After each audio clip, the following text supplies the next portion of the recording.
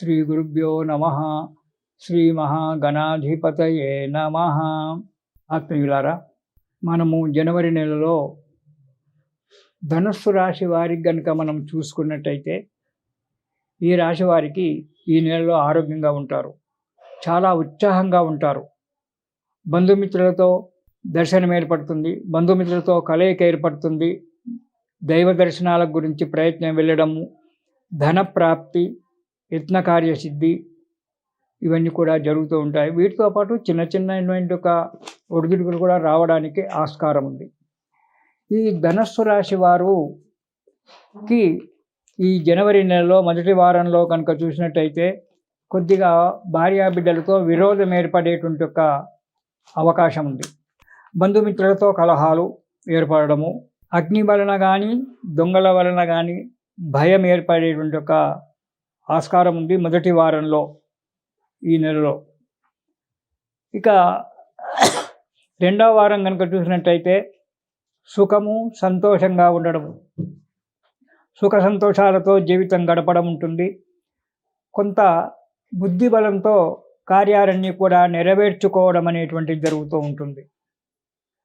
యత్న కార్యసిద్ధి, చేసేటువంటి ఒక పనిలో కార్యక్రమం జరగడము, మీ యొక్క సొంత గ్రామంలో గృహ నిర్మాణం యొక్క ఆలోచన చేయడము, గృహ నిర్మాణాన్ని చేసుకోవడం అనేటువంటి కూడా జరగడానికి ఆస్కారం ఉంది ఈ ధనుస్సు రాశి వారికి రెండవ వారంలో.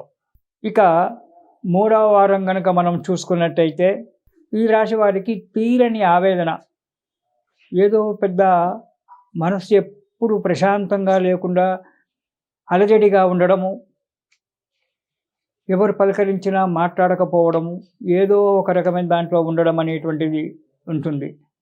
సంతాపము, బాధ, మనస్సులో బాధ నిరంతరము. కొన్ని అశుభ వార్తలు వినడం కూడా జరగడానికి ఆస్కారం ఉంది ధనుసు రాశి వారికి మూడవ వారంలో. కుటుంబంలో కొన్ని చిక్కులు రావడానికి కూడా ఆస్కారం ఉంది. కాబట్టి తగు జాగ్రత్తగా ఉండడము ఎందుకైనా మంచిది ఈ ధనుసు రాశి వారు ఈ మూడవ వారంలో. ఇక నాలుగవ వారాన్ని కనుక మనం వచ్చినట్టయితే కార్యభంగము, చేసేటువంటి యొక్క కార్యము జరగకపోవడము, బుద్ధి చాంచల్యము, బుద్ధి అంటే మనస్సు బుద్ధి స్థిరత్వంగా లేకపోవడము, ఇప్పుడు ఒక మాట మాట్లాడము, తర్వాత ఇంకొక మాట మాట్లాడము, ఇలా మాట మారుస్తూ ఉండడము, బుద్ధి చాంచల్యం ఏర్పడుతుంది. కొందరి వలన పోట్లాటలు జరగడము, మీరు మంచిగానే మాట్లాడవచ్చు కానీ ఎదుటి వ్యక్తికి అది తప్పుగా కనబడి దానివల్ల కలహాలు ఏర్పడడం అనేటువంటిది జరగడానికి ఆస్కారం ఏర్పడుతూ ఉంటుంది. అనారోగ్యంగా ఉంటారు, అధిక ప్రయాణాలు చేయడం అనేటువంటి జరుగుతూ ఉంటుంది. ఇలా రకరకాలైన ఒక బాధల చేత ఈ నాలుగవ వారము ఈ ధనుస్సు రాశి వారికి మొదటి 2 వారాలు కొంతవరకు పర్వాలేకుండా ఉన్నా 3-4 వారాలు మాత్రం కొద్దిగా ఇబ్బందికరంగానే ఉన్నాయి. కాబట్టి ఈ ధనుస్సు రాశి వారు ఈ 4వ వారంలో ఈ జనవరి నెల మొత్తం 4వ వారమే కాదు, జనవరి నెల మొత్తం కూడా దత్త జపం చేయండి, దత్త స్తోత్రం పారాయణం చేయండి. ప్రతిరోజు కూడా దత్తాత్రేయుని యొక్క చరిత్ర చదవడము, దత్తనామ స్మరణ చేయండి. మీకు అనుకూలంగా ఉన్నట్టయితే రేపు 23వ తారీఖు నాడు అనఘాష్టమి వ్రతం అని చేస్తారు. ఆ అనఘాష్టమి వ్రతము చేయించుకోండి, లేదా దగ్గరలో ఉన్నటువంటి వాళ్ళు ఎక్కడైనా చేసుకోవచ్చు.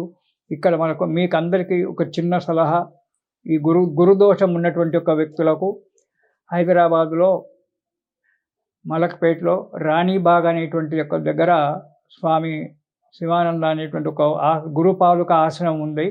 అక్కడ ఆ రోజు సామూహిక అనఘావ్రతం చేస్తూ ఉన్నారు 23వ తారీఖు నాడు. అది తెలుసుకొని అది చెయ్యండి. చివరిలో నేను దాని యొక్క ఫోన్ నెంబర్ అది చెప్తాను, అది రాసుకొని అది మీరు అక్కడికి వెళ్ళి ఈ గురుదోషం ఉన్నటువంటి వాళ్ళు ఆ అనఘావ్రతం సామూహిక మీరు సొంతగా చేసుకునేదైతే ఇంట్లో చేయించుకోండి గురుదోషం ఉన్నవాళ్ళు, లేదా ఇట్లా సామూహికంగా చేసేటువంటి ఒక వ్యక్తుల దగ్గరికి వెళ్ళి అక్కడైనా చేసుకోవచ్చు. ఇది చేసుకోండి. దీనివల్ల ఈ గురుస్తోత్రం పారాయణం చేయడం వల్ల, గురు అనుగ్రహం వల్ల ఈ ధనుస్సు రాశి వారికి కష్టాలు తొలగి సుఖంగా క్షేమంగా ఉంటారు. ఇది శుభం.